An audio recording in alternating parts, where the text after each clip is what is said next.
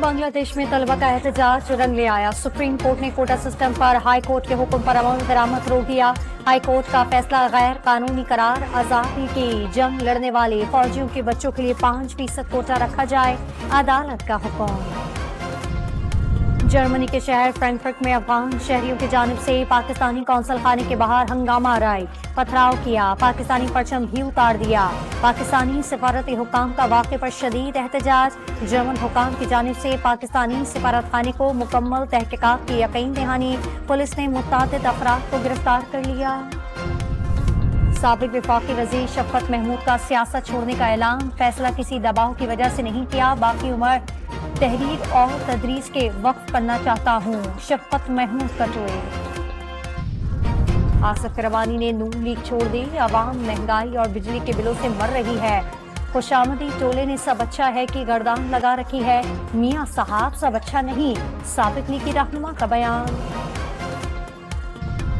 कराची में शदीद गर्मी, दर्जे हरारत 37 डिग्री सेंटीग्रेड रिकॉर्ड। शिद्दत 44 डिग्री तक महसूस की जा रही है। आज भी कहीं हल्की और तेज बारिश की पेशगोई।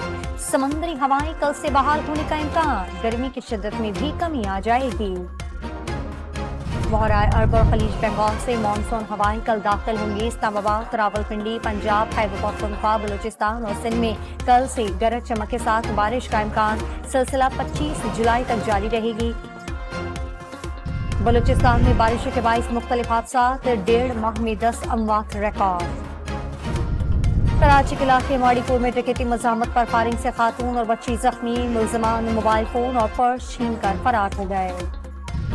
पेशावर से कराची पहुंचने वाली खैबर मिल कालापुल के पास बड़े हादसे से बच गई।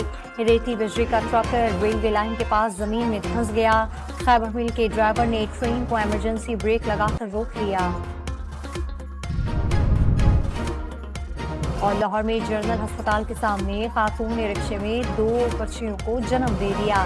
लेडी डॉक्टर और नर्सों ने रिक्शे में जचकी का अमल पूरा किया।